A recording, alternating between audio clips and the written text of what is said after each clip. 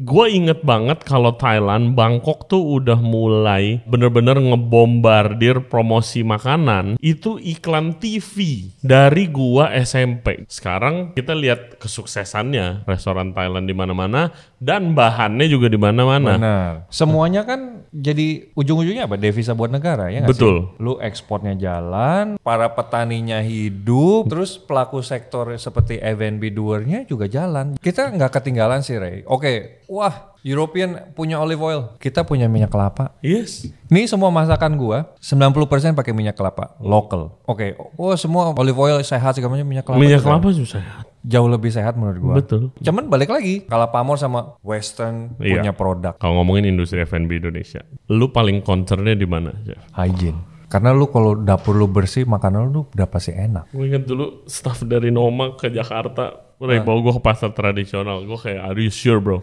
Terus kayak, gak apa-apa lah. Pertama kali dia ke Asia. Gue bawa ke pasar yang menurut gue udah bersih. Cukup bersih lah. Ke area pemotongan ayam. Dia linguh.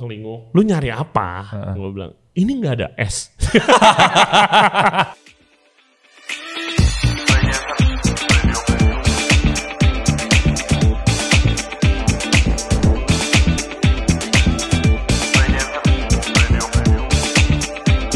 Hello everybody, thank you very much for tuning into the show today. Podcast kita kali ini akan ngobrol dengan Chef Freddy Salim yang baru aja buka restoran terbarunya Silk Thai yang ada di Gandaria. Mulai dari makanan Thailand, research tripnya, bahan-bahannya, sampai program-program pemerintah Thailand untuk mempopulerkan makanan Thailand ke seluruh dunia, termasuk Indonesia, itu kita bahas di sini.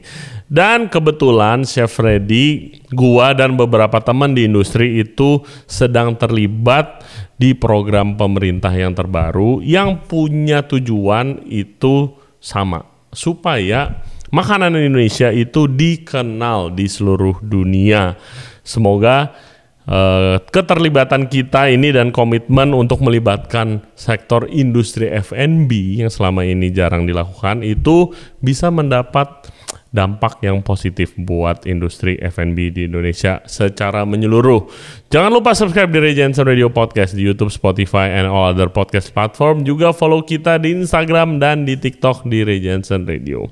Now please welcome Chef Freddy Salim. Enjoy the show.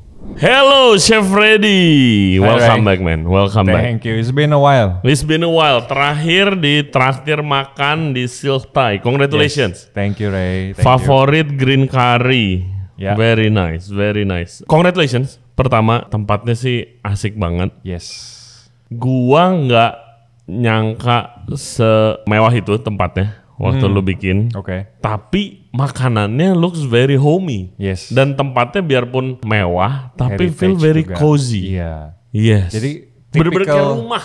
Tipikal rumah Kebayoran lama dan baru tuh. Yes. Begitu tuh, rumah jengki bilangnya Ray. Nah sejak Silk Bistro yang di Menteng jadi banyak tuh ya di Jakarta. Yes, jadi tren jadi rumah-rumah lagi tua. lagi. Karena on the other side butuh ya kayaknya heritage house. Kayak udah capek lihat yang grand yang gitu ya, segala macam.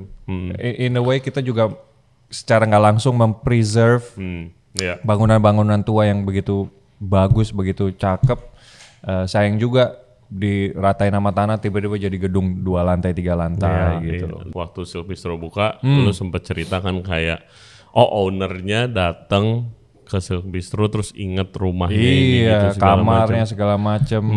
Terus kalau Silk Thai ini, gimana lu proses pemilihan lokasinya? Jadi kalau Silk Thai ini sebenarnya kita bukan orang yang pertama. Ada 2 pelaku F&B sebelumnya yang udah datang ngelihat, tapi mereka kurang cocok. Ada yang kebesaran, ada yang mungkin ngelihat lokasinya kurang srek gitu. Tapi waktu gua begitu datang lagi sama Mick, partner gua, Mikhail Mirdad. Lucu Ray ceritanya, aduh lucu banget deh. Gue jelasin sebentar ya. Jadi waktu kita datang, kita ngelihat, kita suka sama rumahnya, gitu. Jadi ada satu orang tante Listia namanya. Dia itu kayak the agent yang show, oh ini rumah ini segala macam. Long story short, begitu kita mau bikin surat perjanjian sewa menyewa, ibu ownernya datang dong, ya kan? Ibu ownernya datang kucuk.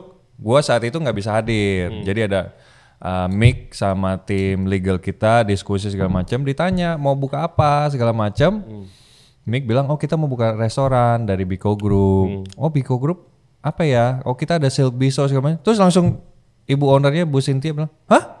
Sama Freddy? Dia bilang, iya. Ya ampun saya mah kenal Freddy. Loh kenal dari mana? Kita regular guestnya di Silk Bistro. Mati nggak lo? So, nice. Tuhan luar biasa gitu kayak. Udah saat itu udah bikin pasal perjanjian, udah dah gampang. Within 1 jam done. Nice. Negonya juga smooth, luar biasa banget. Biasa ada yang ribet banget ya, udah pengen satu tempat tapi nggak dapet. Iya. Nice man. Kayak iya jalannya dimudahkan aja gitu. That area is pretty unique sih. Unik. Buat yang konsep seperti lu ya, yang lifestyle a bit upscale. Iya. Di ujungnya Gandaria banget. Balik lagi kayak the crossroads between Gandaria sama Pakubuwono. Secara area ini Pakubuwono, tapi secara geographically di atas kertas Gandaria, Keramat Pela gitu. Jadi orang kayak, hah di Gandaria? Mikirnya udah Gandaria City kesana kan? Situ. Gue juga pertama, daerah situ ya, oke. Iya, tapi sebenarnya bukan dekat Pakubuwono. Right in the border of Gandaria sama Pakubuwono. Iya. Nah, kalau begitu ceritain pengalaman waktu mau Silk Thai opening. Tempatnya dulu, apa konsepnya dulu? Konsepnya dulu. Oke, gimana ceritanya? Jadi kan awal mulanya gue bikin Silk Bistro, selalu keinginan gue adalah bikin Silk Thai. Atau makanan restoran Thai lah. Iya. Whatever the name is. Lu beberapa kali cerita, ya lu kan chef Thai banget lah sebenarnya. Gitu, tapi kan again, seperti yang sering dibahas harus penyesuaian market gitu segala macam. Saat itu nggak tahu siapa-siapa, nggak kenal, nggak tahu market seperti apa kan. Fast forward sekarang gue udah punya, udah mengantongi 2 tahun di Silk Bistro Desember ini. Jadi udah ada experience lah ya dibilangnya. Udah pede juga. Akhirnya yaudah kita beraniin buka makanan Thai. Jadi the original in a perfect world, Silk Bistro itu sebenarnya lu pengen makanannya seperti yang di Silk Thai ini. Betul. The original dream lah. Gitu. Oke. Tapi kan nggak bisa. Belum lah. Saat itu gua belum punya keberanian untuk buka restoran Thai karena balik lagi nggak punya experience soal Jakarta market, how they eat and what they liking gitu. Ya udah akhirnya sama Mick ngobrol, mau buka apa lagi ya? Gitu. Ya udah yuk. Beraniin. Mau buka apa lagi? Akhirnya ngeberaniin, yaudah Thai. Akhirnya we do a Bangkok trip sama Mick sama teman-teman F&B di satu grup juga. Muterin Bangkok tuh. 4 hari 3 malam, 28 restoran. Shit. Makan tiap hari makan, Re. Gila. Hampir sejam sekali makan. Tapi itu mindsetnya beda kan, lu research. Research in a way, udah pasti kita nggak kayak yang Michelin 1, 2, 3. Iya. Karena kita mau keep it true sama identity-nya kita. Silk Thai itu contemporary Thai cuisine. Terus tapi juga kita nggak mau meninggalkan familiarity-nya ke Indonesia yang udah tahu tom yum, pad thai segala macam. Terus ada home cook feel-nya gitu loh. Iya. Ada itunya elemennya. Itu yang kita cari di Bangkok. Karena gue terakhir ke Bangkok, ke Thailand, muterin Thailand. Itu tahun 2017. Jadi udah abis itu kan COVID, nggak pernah balik lagi sampai 2023 kemarin. Sementara bagaimana market menerimanya? Market sih very positif. Apa yang kita harapkan terwujud, which is keluarga-keluarga atau family yang tinggal di Pakubuwono, Simpruk, apartemen di belakang, One Bell Park, Gandaria, Pondok Indah pada mampir Basically Jakarta Selatan, Blok M segala macam pada mampir gitu. Which is nice. Wonderful. Chef Freddy udah bawa makanan dari Silk Thai. Ada apa aja nih? Boleh dijelaskan. The people pleaser kita ada pandan chicken wing. Ini udah boneless. Boneless. Boneless. Jadi kita stuff juga sama chicken mince dan mushrooms. Lalu ada di sampingnya ada sweet tamarind sauce. Gitu. Terus ada lalu next kita bilangnya penamaan sangat penting ya di dunia F&B. Sebenarnya namanya originally chicken loin. Chicken loin. Tapi kan orang Indonesia apaan chicken loin? Gak ada yang tahu. Ya udah gua gue spin dengan kata-kata Thai chicken salad. Oke. Gue jelasin sedikit, chicken loin itu basically is a relish gitu. Oke. Dagingnya daging cincang, mince, difolded di sausnya pakai tamarind dan tauco. Oh, jadi ada dagingnya? Ada dagingnya. Oke. Jadi relishnya itu ada dagingnya. Terus memang makannya jadi pakai rengginang, daging cincangnya taruh di atas dengan all the condiments, lu makan gitu. Tapi di sini gue coba spin off chicken loin. Tapi dengan elemen yang sama. Gitu, ada green mango, ada coriander, Thai basil, rengginang yang aku break it up. Wow. Dan terakhir? Lalu yang terakhir masaman beef curry. Kita semua curry paste bikin sendiri. Kita nggak beli pack-packan. Wow. Kita pakai Australian beef brisket. Again, ini salah satu curry yang kalau di luaran Indonesia sangat terkenal. Iya, udah common ya Masaman. Apa sih yang ngebedain masaman kari sama? Masaman kari itu coming out from the southern part of Thailand, which is dekat sama Malaysia, India dan lain-lain. Makanya masaman kari kalau di Thailand juga sering dibilangnya Muslim curry. Which is ya itu ada influence dari rempah-rempahnya. Orang-orang negara Muslim, Middle Eastern. Yes. Gitu ada cengkeh, ada kardamon, ada kayu manis. Dan menariknya lagi karena Muslim curry, jadi nggak pernah nih yang namanya masaman curry pakai pork. Udah pasti pakai ayam, beef, kambing gitu. Lamb, goat, semua masaman. Nah, waktu lu research trip, gua sering dengar dari pengalaman ngobrol, khususnya podcast gitu, dengar dari orang Thailand aslinya sukanya tuh asemnya tuh mungkin 3 kali lipat. Ya kan? Pedesnya bisa nyelekit banget. Justru Thai chilinya itu penting banget tuh, rawitnya tapi beda katanya. Nah, lu penyesuaiannya seperti apa? Dan apakah betul di sana begitu? Lebih pedas, lebih asam? Iya. Jadi kalau kita mau compare makanan Thai dengan Indonesia, makanan Thai itu generally lebih pedas. Kalau kita Indonesia pedasnya pedas sambal ya.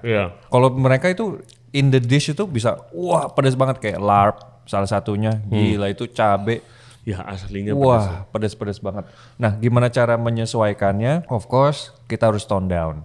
Karena kan masakan Indonesia atau palate orang Indo kan nggak yang suka asem banget gitu. Jadi kita tetap tone down tapi nggak yang sampai segitunya gitu loh. Kita mau keep it true gitu. Kalau asam ya asam, mungkin turun satu level. Udah ngerti larp belum sih orang? Belum ya kayaknya. Meat salad daging kan? Iya, tapi kalau mungkin di Bali ada kan? Iya lah, kayak mungkin lawar versinya gitu. Beberapa betul, yang ada yang pakai darah juga gitu kan. Mungkin untuk beberapa bagian Indonesia ngerti seperti orang Bali gitu. Tapi kalau secara general belum. What's your most popular item nih sekarang? Popular item chicken wing udah pasti yang anak kecil sampai orang tua seneng banget. Lu bikin boneless pula, terus udah familiar sama ayam pandan. Bener banget. Curry, masaman salah satunya. Terus udah pasti pad thai sama tom yum. Tapi lucu juga Ray. Jadi ternyata orang Indo tuh se-familiar itu dengan tom yum. Iya. Sangat. Tapi mereka familiarnya dengan tom yum yang clear. Nah, tom yum ada 2 versi. Ada yang clear soup, which is nggak pakai santan atau yang bersantan. Nah, gua pilih yang di silk Thai memakai santan. Yes, I remember. It's very good. It's very rich juga. Rich, gitu kan. Tapi yang mereka ini tamu-tamu yang datang kok tom yumnya begini ya? Gitu karena mereka sudah terbiasa dengan tom yum yang clear. Hanya butuh penyesuaian aja. Once bukan nggak enak tapi kok beda ya. Selalu bilangnya kok beda ya. Kok lebih mahteh, lebih kental gitu. Lu nggak kasih opsi? Nggak Pak. Kalau kasih opsi satu ribet ya.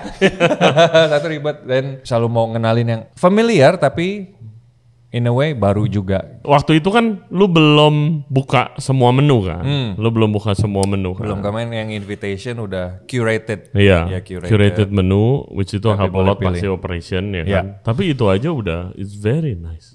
Thank you. Green curry pork, ada chicken dish juga. Chicken dishnya gayang. Itu apa gayang? Gayang itu kayak barbecue chicken. Yes, yang itu. Ya, itu very nice. Terus ada sosis pakai ketan. I remember, itu juga lucu. itu very unfamiliar kali ya orang Indonesia buat, hah ada ketannya, makannya gimana? Gitu. Iya, benar. Salah satu dish juga pork sausage, kita bilangnya saiwa. Banyak versi lah. Nah versi gue salah satunya gue pakein nasi di dalamnya untuk membantu fermentasi. Iya, it's a fermented sausage. Fermented. Jadi kalau datang makan agak asem, yaitu dari fermentasi, dari rempah lemongrass, lime leaf, red curry paste dengan nasi kita fermented. Lalu di sampingnya ada namanya, kalau di Inggrisin itu relish atau mereka bilangnya namprik gitu. Ada eggplant relish dengan cicaron.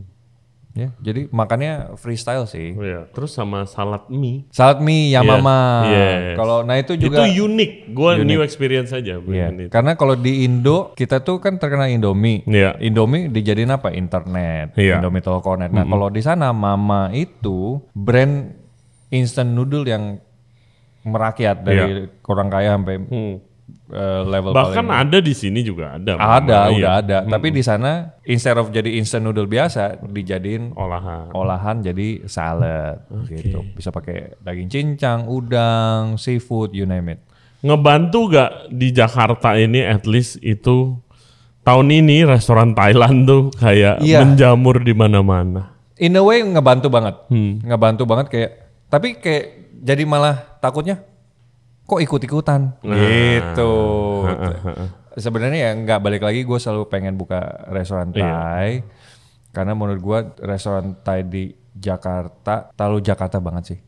Gitu. Gue waktu itu belum lama ini gue makan di restoran Thai yang cabangnya di mana-mana. Tapi menunya kalau gue bandingin sama lu sama Yang lah ya, Yang, terus ada beberapa dish dari si Wim juga di baku kan ada elemen Thailand. Mirip banget sama restoran Chinese stylenya, kan goreng pakai mangga muda tuh, mana tuh, ya kan.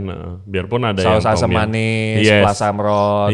Karena fun fact, Ray, orang Indo sama kita bilangnya sekarang ngetren istilah Cindo kan. Iya. Nah kalau di sana juga ada orang Thai-nya sama Chinese Thai-nya gitu. Jadi masakan Chinese di Thailand juga influence by orang China, orang Chinese dari daratan. Lu kemarin terakhir podcast yang kita ngobrol yang lu pada baru balik dari Thailand tuh recent trip sama Johan segala macam. Ngomongin yang paling menarik tuh dari podcast itu kayak lu ngomongin soal gula. Palm sugar. Gue sebulan 100 kilo, Ray. 100 kilo? Yes. Anjir, itu kayak, gue ingat banget Johan, lu kalau misalnya nggak bisa dapetin itu, mendingan sulit. Bikin dressing, ini semua 1, 2 dressing, sauces, 100 dressing, 100 kilo. I go through 100 kilo. 100 kilo per bulan. Ini tuh business opportunity menarik. Nah, please para importer, kalau yang mau bawa barang-barang Thailand lagi rame, restoran Thailand lagi berjamur. Opportunity banget. Atau itu dari kelapa kan ya? Itu jadi dari aren. Dari aren. Palm sugar kan. Palm sugar kan pohon aren banyak. Palm sugar gula aren banyak. Lu jangan ngeroast terlalu gelap. Nah, yang ngebedain gula Jawa sama palm sugar ya itu. Iya. Di sini kita dibuat karamel. Iya, di sini tuh di karamel, ditungku kayu bakar biasanya. Gue udah pernah visit. Proses masaknya aja kayak kita bikin karamel. Setengah matang lah. Coklat muda itu yang dibutuhkan buat chef-chef Thailand ini yang lagi berjamur di seluruh. Biasanya ini kan Jakarta, abis itu menyebar kan. Udah pasti. Itu bisnis opportunity yang bagus tuh. Palm sugar tuh, nice. 100 kilo, satu outlet loh. Anjir 100 kilo, gila. Gue ngecek sama loh ya, bukan tempat pastry dessert loh ya. Iya. Karena hampir setiap makanan gue pakai palm sugar. Oh my kecuali yang wok ya. Karena wok gosong. Gosong. Oke. Nah, again guys, good business opportunity. Hook up Chef Freddy, ntar suruh cobain standarnya gula aren. Kalau daun wanshui daun cilantro lu pakai berapa banyak cuy? Banyak juga dong. Banyak banget. Dan mahal harganya. Oke, koriander mahal banget. Enggak semahal Thai basil. Oh iya. Thai basil hampir 200.000 sekilo, dan susah. Gue punya pegangan 4 atau 5 grower. Kadang kan kalau lagi nggak bisa panen, ya udah, gue nggak ada. Tapi karena itu baru sih cuy. Baru. Jadi gue sekarang kayak si grower ini baru menyesuaikan market, no? Betul. Jadi gue request, gue mau 1 minggu gue through 2-3 kilo daun. Ya zaman dulu ya kalau gue dapat proyek konsultan, terus ada orang mau bikin di menunya tuh makanan Thailand gitu. Ya gue pakai kemangi dong. Dulu kan belum ada. Betul. Tapi ternyata begitu nyobain Thai basil beda jauh. Beda wanginya. jauh. Yes. Tipe wanginya tuh beda gitu. Dan ada beberapa jenis juga gitu kan. Hey guys, kalau kalian enjoy the podcast so far, thank you very much. Dan jangan lupa subscribe di Ray Jensen Radio Podcast. Back to the show. Nah, mau masuk salah satu topik kita. Kemarin lu diundang ke Dubes, Thailand. Iya, acara ke Dubes bilangnya National Day. National Day, which is itu apa? Pada saat itu digabungkan dengan Father's Day Thailand, which is salah satu raja King Rama IX yang meninggal di tahun 2016. Monarki yang 70 tahun lebih, salah satu yang terlama. Jadi intinya adalah mereka nggak punya Independence Day, karena kan nggak pernah dijajah. Betul. Jadi mereka punya National Day yang digabungin sama Father's Day. Oke. Gitu. Kok bisa diundang? Iya. Paling absurd ceritanya adalah ada satu orang 9:30 malam kalau nggak salah datang. Gue udah mau pulang, kitchen udah lumayan agak beres-beres lah. Tiba-tiba dia datang sama anaknya mau makan, which is beneran makan. Terus dia mau pesan gayang. Gayang gua take about half an hour karena yang kita pre-cooknya udah habis, udah habis semua. Mau nggak nunggu setengah jam? Oh yaudah nunggu. Terus? Tumben mau malam gitu. Karena dia habis acara juga, ada acara apa gitu. Sama pesan Pat Kimau, udah jadi Pat Kimau duluan keluar segala macam. PR gue biasa visit the table, chef ada orang dari embassy mau ngobrol. Gue visit dong, sadikap gitu kan. Saja. Ngobrol. Oh dia bilang gue dari Thai embassy dan gue sangat happy gue temuin Pat Kimau yang enak banget di Jakarta. Gue kayak wow.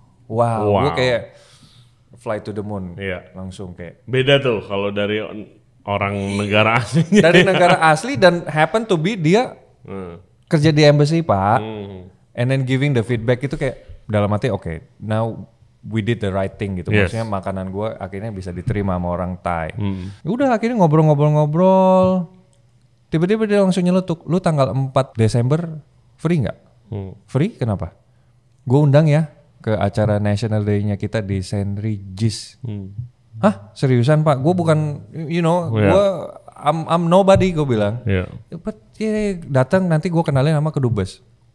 Which is namanya Bapak Prapan Disyat. Gue takut salah sebut. Biasanya sih mispronounce. His Excellency segala macam. Harus ada title-nya kalau menyebutin mereka. His Excellency gitu. Biasanya. Jadi ada kedubes Prapan Disyatat untuk Indonesia. Jadi udah nanti kenalan aja segala macam. Jadi gue datang tuh kanan kiri, buset, beneran majority orang Thailand karena acara besarnya mereka. Sebanyak itu orang Thai berarti. Sebanyak itu ternyata di Jakarta. Akhirnya ngeberaniin diri untuk kenalan. Kenalan, ngobrol. Oh, gue bilang gue diundang sama salah satu konselor lu namanya Pak Nawin. Oh oke, lu kerja di mana? Oh I own a restaurant Silk Thai gitu segala macam. Oke, nanti next time gue mampir.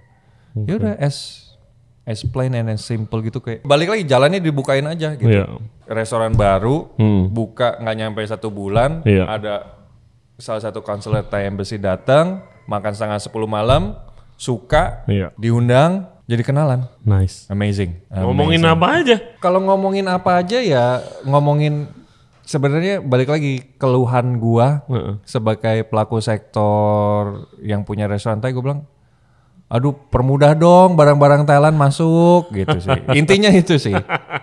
Karena balik lagi barang Thai yang masuk baru soy sauce, fish sauce. Yang gue denger juga beda sama yang di sono tuh. Iya udah pasti. Udah pasti. Itu unik ya. Jadi kebanyakan ya emang barang-barang import itu yang ada itu aja. Jadi makanannya ya itu aja biasanya begitu kan.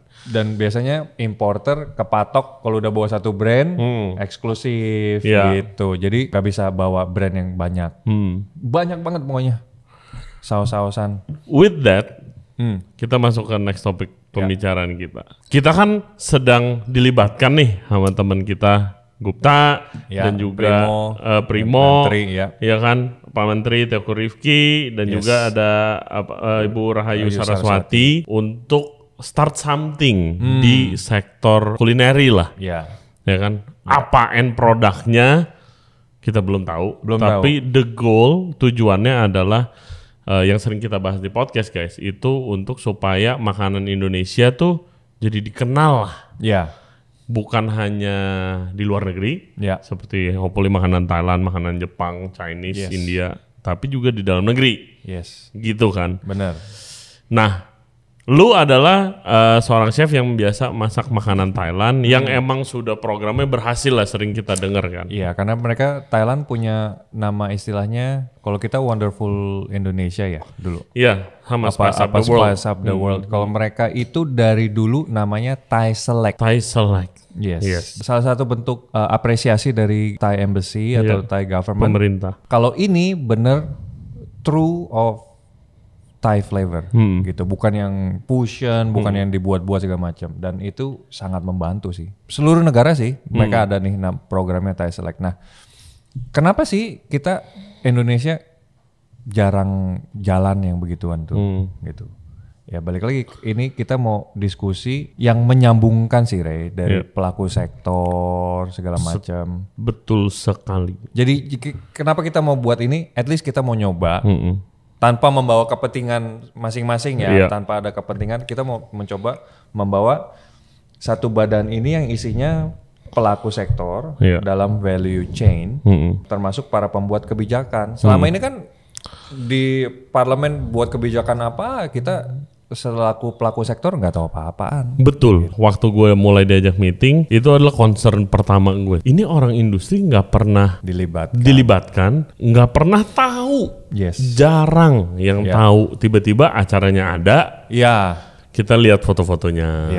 Gitu paling betul. Kita nggak kenal siapa dan bagaimana mau dipraktekkan kalau orang industrinya nggak tahu.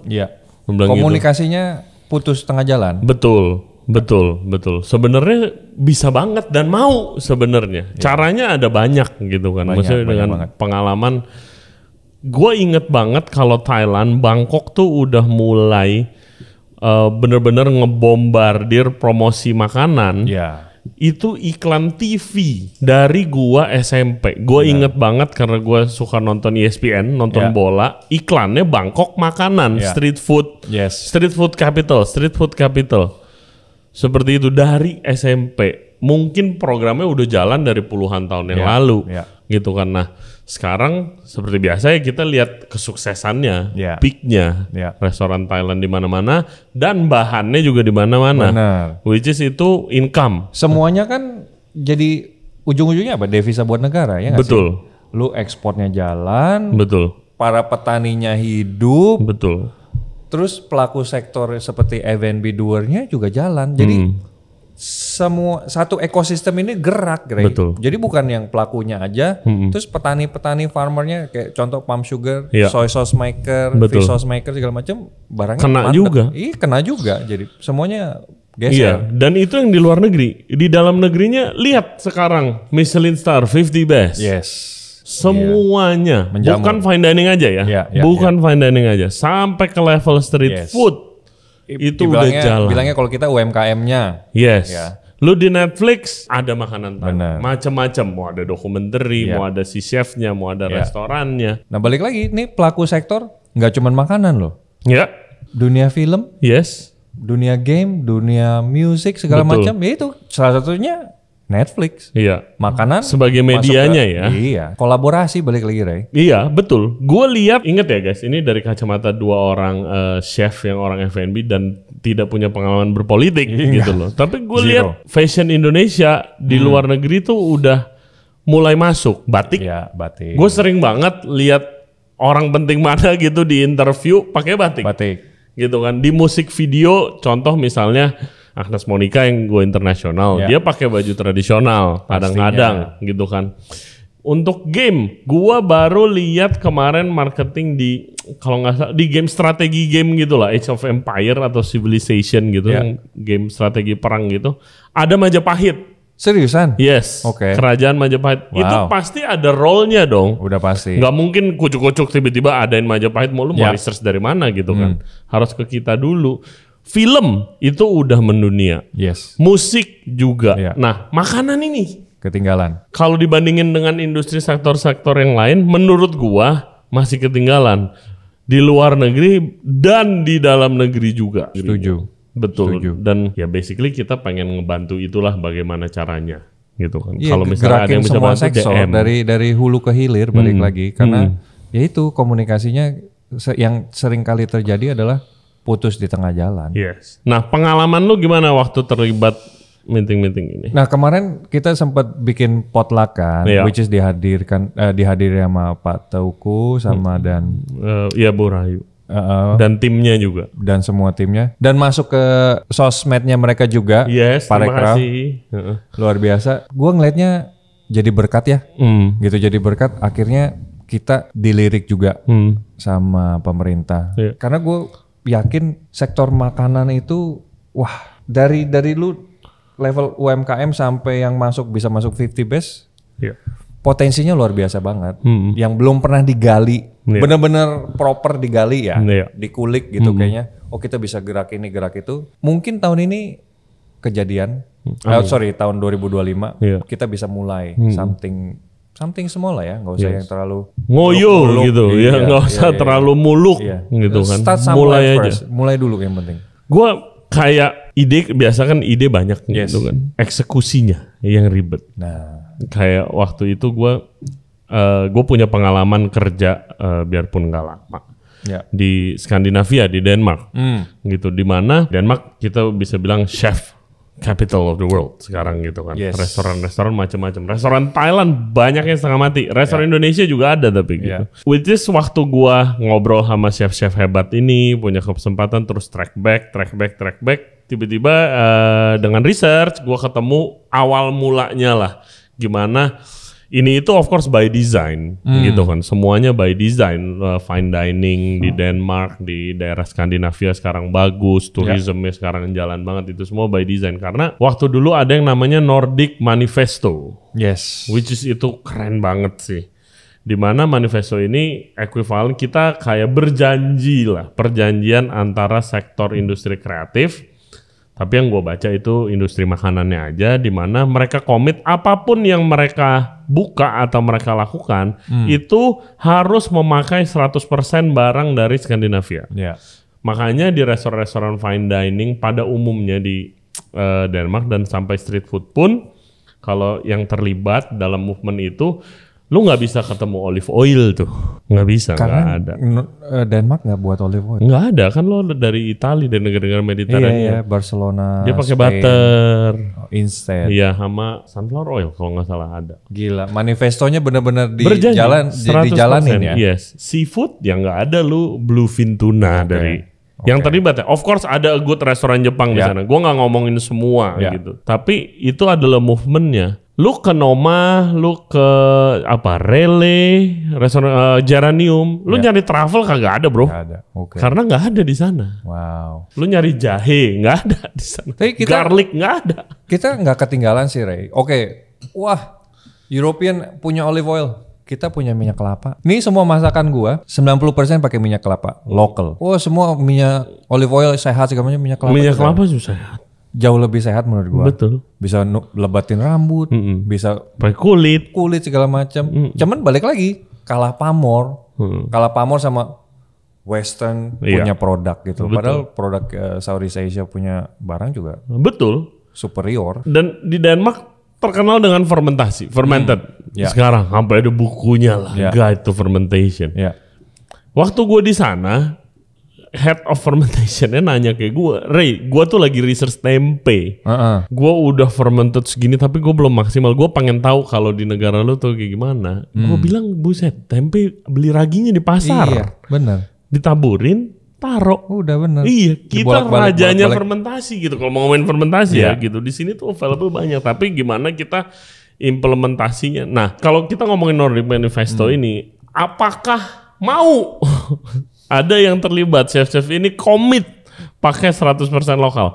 Karena itu sulit. Ada saatnya pada waktu bahannya belum ngejar. Gue cerita, mereka cerita gitu loh. Kayak ada waktu ya bahannya belum ngejar, bahannya belum bagus. Contoh daging? Yes. You know? belum bagus barangnya karena selama ini kayak ditekan harganya gitu kan. Nah, tapi kita pakai terus, akhirnya banyak demand-nya karena yang pakai chef-chef keren, yang lain ngikutin sampai turun terus, akhirnya barangnya harganya value-nya naik. Si petaninya atau si suppliernya bisa menghasilkan barang yang lebih bagus dari itu. Jadi ada prosesnya juga. Nah, siapakah yang mau itu? Oke, kok gue komit nih 100% lokal. Gila itu susah banget. Sulit tantangannya sulit banget. Karena balik lagi dari hulu ke hilirnya kita belum sebagus serapih itu gitu loh. Nah, gue tanya kalau begitu lu gimana substitusinya kalau misalnya benar. Noma gitu, komit pakai barang lokal. Konsepnya belum pernah ada waktu itu di Copenhagen. Ya sepi.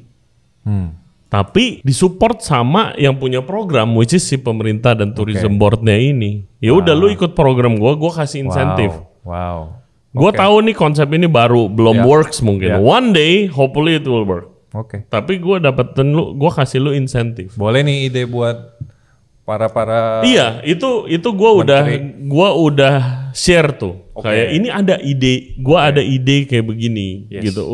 Nyontoh aja. Iya, nyontoh aja. Nggak usah reinvent the wheel. Iya, kita ikut-ikutan negara ini. Emang harus ikut-ikutan biar cepet juga kesananya. Benar. Thailand, gue research di mana setiap penerbangan Thai Airways keluar dari Thailand itu harus menyediakan kalau nggak salah 50-100 kilo baggage space khusus untuk bahan-bahan asli Thailand. Jadi harganya murah. Di tempat tujuannya. Menarik. Gitu. Itu yang buat ke luar negeri. Kalau lu jual di Amerika atau Jepang, lu jual tempe harganya $100, ya nggak ada yang mau beli. Tapi kan orang lokal yang tinggal di sana juga nggak mau beli. Lu gila apa? Iya. Tempe gini mahal. Betul. Gitu, kan? Dan apalagi bumbu. Kalau ngomongin makanan Indonesia, bumbu misalnya lu mau spice mix gitu, ya itu harus murah. Karena ada kerjasama sama penerbangannya itu. Itu kalau Thailand nggak ada salahnya kan? Iya. Menurut gua sih. Betul. I think they can afford it. Iyalah. 100 kilo is nothing. Atau sekian ratus kilo is nothing gitu. Koper aja satu udah 20 kilo pak. Betul. It's nothing. Spices satu gini buat 200 gram, lu bisa berapa kali? It's nothing. Bag of spices. Jadi contoh-contohnya udah ada. Dan karena podcast ini gue ke-expose sama yang lain-lain juga, semuanya tuh lagi berlomba-lomba jualan budaya, friend. Gitu loh. Macis ini kita nggak heran akhirnya kita mau mulai juga nih gitu kan. Kalau Itali itu udah mulai dari 5 tahun yang lalu dan udah sampai ke Indonesia programnya mirip kayak Thai Select gitu. Gue lupa namanya bahasa Itali. Waktu itu restoran Casa Alba yang dapat awardnya. Dia adalah award internasional dari government Itali. Itu ngasih awardnya sebagai plakat gitu besar untuk restoran-restoran Itali yang otentik. Standarnya standar orang Itali lah. Ribet banget tuh. Ya. Pasti. Nggak boleh carbonara, lu nggak pakai pancetta aja mungkin ditarik tuh awardnya. Gitu. Lu pakai krim ditarik tuh. Tapi karena si Casa Alba ini otentik lah ya, dia sommeliernya orang sama manajer orang Itali, chefnya orang Itali, corporate chefnya orang Itali, jadi very otentik. Nah mereka dapat itu dan setelah dapat itu dapat insentif, mungkin bahan lebih murah harganya gitu segala macam. Nah itu program-program itu berjalan. Gue juga itu Itali. Gue juga ke-expose dengan dari Korea. Ini yang lebih gila lagi kalau Korea. Sadis itu. Sinting man. Gila, gue random aja. Gue lagi diundang waktu itu ke Bistro Baron. Ada acara launching menu atau apa gitu. Gue baru kenalan sama GM-nya, jadi dia ngundang gue. Nah, gue didudukin sebelah sama 3 orang Korea. Satu ini chef, mantan chef, profesional. Satu ini satu tuh orang marketing. Satu kalau nggak salah orang administrasinya. Bertiga ngobrol dengan bahasa Indonesia. Lancar. Nyapa gua. Chef Ray, kita nonton podcastnya gini. Gua kayak terima kasih. Terus gua nanya dari mana. Oh kita dari Korea Selatan. Gini-gini ngobrol-ngobrol. Oh kalian kerja di mana? Langsung gue assume lo orang nonton podcast. Gue langsung nanya lo kerja di restoran mana. Gitu. Oh enggak, kita dari government. Buat tugas kita itu untuk menyebarluaskan budaya makanan. Dia dari departemen makanan makanan budaya makanan Korea di Indonesia. Kita di sini udah berdiri berapa tahun gitu. Oke. Dan dia udah semua staff, dia cerita semua, kan gue bilang bahasa Indo lu bagus banget. Iya. Dan dia bilang semua staff diharuskan belajar bahasa Indonesia. Kerjaan kita ya ngerangkul restoran-restoran Korea. Yes. Apa yang perlu dibantu gitu. Gila, kayak keren berapa banget. bulan sekali meeting. Parah. Gue amazed. Iya. Hah? Jadi apa? Iya, soal bahan kita bisa kasih tahu yang lagi di Korea tuh lagi ngetrennya ini, Oke. mungkin bisa dicoba. Ya. Terus gue bilang kan, emangnya masih perlu? Gue gitu kan, restoran Korea lu nggak lihat di seluruh Indonesia? Iya. Makanan, jajanan pas di pasar aja ada yang jual topoki. Nah, Gue bilang bener. itu emang di night perlu market ada- aja ada topoki Iya. ya kan? Oh, sangat perlu, chef, karena Korea itu luas banget di luar Korean barbecue and topoki. Dia bilang masih betul, banyak PR betul. kita. Wah, kayak my God, ini ketinggalan jauh banget. Negarawan banget ya. Maksudnya Iya. visinya berarti kalau gue ngeliat dari cerita barusan adalah visi dan misinya disamain banget gitu loh. Dari atas ke bawah itu harus align. Ya, oke, lu Korea. Contoh balik lagi negara tetangga Australia Ya. punya program MLA, Ya. Meat Livestock Australia. Ya. Gila-gilaan, masukin daging, beef, lamb, Iya. you name it. Yes. Sayuran, Yes. dairy. Dan juga dengan wine programnya mereka Australia. Nah makanya ya mudah-mudahan kita punya sesuatu yang mirip Iya. tahun yang akan Mulai aja dulu. yes. Gitu kan. Kita, gua sama Chef Freddy, kita janji bantu pasti. Iya. Pasti kita full support kok. Pasti. Ini buat industri, men. Nggak Iya, buat ada industri, kepentingan. benar. Nggak. Penting Chef Freddy udah punya restoran, gua ada bisnis juga. Yes. Gua tidak berencana berpolitik. Yes. Tapi program ini harus berjalan buat industrinya supaya naik. Benar. Kadang-kadang Fred, gue suka, nggak tahu kacamata lu ya, gue Yeah. pengen tahu. Tapi Yeah. kalau di gue kadang-kadang ini ngomongin Michelin 50 Best, kapan masuk Indonesia? Kapan masuk gitu Kapan kan. masuk? Kita ready gak sih? Gitu loh. Kalau Thailand tuh seperingetan gua itu tahap later. Begitu programnya sudah berjalan, Ya. makanannya udah oke standarnya. Ya. Misalnya street food, lu ke street food di Thailand ada standarnya. Pastinya. Ada bersih. standar, bersih. Gitu loh. Gua Nomor 1 udah tuh. sempet baca di Thailand, even di Hong Kong Aha. dan di China, street food itu lu yang di kota-kota besar sih aplikasinya ya. Ya. Itu lu harus punya 2 galon air bersih per service untuk standar hygiene aja. Iya. Gitu. Kalau lu nggak punya akses ke clean water. Clean water. Gue kadang-kadang takut itunya. Apakah kita udah ready di industrinya ini kalau si ini ada gitu Oke. loh. Menurut gua duduk bareng dulu, Rey. Duduk bareng dulu sama prinsipalnya, ngobrolin requirement-nya apa aja sih. Sebelum kita langsung wah launching nih Michelin, Iya. Beef Gourmet, guide Iya, segala macam-macam macam. tuh Iya. word banyak banget. Duduk dulu, ketemu dulu requirement-nya apa, di-spill dari Dari sananya. government, spill ke kita gitu. Dan bukan ke restoran aja ya, Iya. sampai ke UMKM-UMKM-nya diajak meeting deh, gitu loh. Perwakilan-perwakilannya dikirim, duduk ngobrol. Yang harus tahu tuh ya itunya sih. Kalau gimana bisa menstandarisasi UMKM. Ya, Kalau restoran mungkin akan lebih mudah. yes. Kalau Hotel UMKM bintang 5 udah punya HACCP segala Yes. macam udah ada lah ya. Gua yakin lu juga tanpa disuruh lu sudah mempraktekkan Yes. di restoran-restoran lu gitu kan. Tapi UMKM ini waktu itu kayak sempet kita ngobrol kayak lu pikir tukang sate pinggir jalan dia itu jualannya per hari Ya, gitu loh. Dapat duit malam belanja, Belanja. subuh nusuk, yes. siang sore Begitu aja bakar terus, gitu ya. terus. Lu pikir dia peduli soal kenaikan industri F&B Indonesia? Gitu loh. Itu kasarnya lah. Ya. Makanya menurut gua balik lagi harus ada insentifnya Betul. gitu. Kalau ada Supportnya apa insentif gitu. jalan semuanya, apalagi di Indonesia ya kan. Yes. Lu ever dream nggak untuk masuk that type of list? What kind of list? Michelin? Michelin 50 Best, Beef Gourmand, opinionated about dining, whatever. Seperti yang gue pernah bilang juga, kalau dapat puji syukur, kalau enggak pun yang penting bisnis gue jalan. Jadi bukan karena FOMO ya, gitu loh. Bukan karena FOMO, tapi udah pasti siapa sih yang nggak mau dapat, Ya. gitu. Tapi balik lagi, anak-anak di kitchen gue, di restoran gue juga harus tahu. Ini kalau udah dapet kerjanya No. 2-3 kali lebih Nah, pressure. intens, Iya. pressure-nya lebih intens gitu. Jadi balik lagi harus dikasih tahu juga. Ya pelan-pelan, again Start somewhere lah. Dari segala macam program yang tadi kita udah bahas. Kalau ngomongin industri F&B Indonesia, lu paling concernnya di mana, Chef? Yang soal goal kita itu ya, agar makanan Indonesia bisa dikenal. Ya. Jadi kayak ada orang luar tuh tahu, oh makanan Indonesia tuh ini. Concern gua Terbesar. Hygiene. Karena lu kalau dapur lu bersih, makanan lu udah pasti enak. Secara nggak langsung ya. Bikin bisnis kan kita nggak mau melukai orang. Melukai orang dalam artian bikin orang sakit perut, bikin orang alergi, bikin orang sampai amit-amit bisa meninggal karena alergi atau joroknya. Itu kan satu, kebersihan.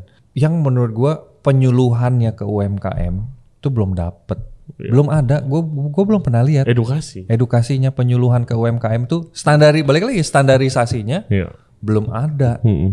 Belum ada kenapa? Belum ada yang buat. Yang buat siapa? Ya kan nggak mungkin ada satu private company. Iya, nggak bisa. Tapi kalau government udah ketuk palu, semua harus follow. Betul. Itu juga concern gue sih, which is edukasi sih. Ini kalau balik nyontoh negara lain, di Perancis itu masak itu kurikulum, bro. Iya banget. Itu kurikulum masak makanan Perancis, which is namanya belajar masak. Itu udah nomor satu, pasti belajar lu masak yang rapi dan bersih. Itu udah nomor satu. Kalau misalnya bisa kejadian gitu, dijadikan gitu, mungkin hygiene levelnya bisa naik dengan sendirinya. Karena orangnya ngerti aja cara yang baik bagaimana gitu sih. Sama concern gue juga di situ. Karena di Indonesia barrier of entry lu mau jualan makanan tuh sangat rendah. Siapa aja bisa jualan makanan tanpa background yang jelas dan mengerti food preparation yang baik dan benar. Takutnya, gue belum lama ini kejadian benar-benar nyokap gue tiba-tiba ketemu di aplikasi online. Nih ada yang baru buka jualan soto. Nggak tahu di mana, ditawarin mau gak? Gue bilang nggak mau. Sakit perut seminggu. Nggak tahu apa salahnya gitu. Tapi yang makan soto itu sakit perut seminggu. Pokoknya. Ini benar-benar kejadian kemarin. Karena yang nggak jelas siapa aja buka. Itu really concerning. Bukannya lu nggak boleh buka restoran. Bukan. Gue orang industri. Silakan buka restoran. Kontak gue bikinin restorannya. Tapi harus yang benar. Iya, itu satu. Cloud kitchen standarisasinya seperti apa?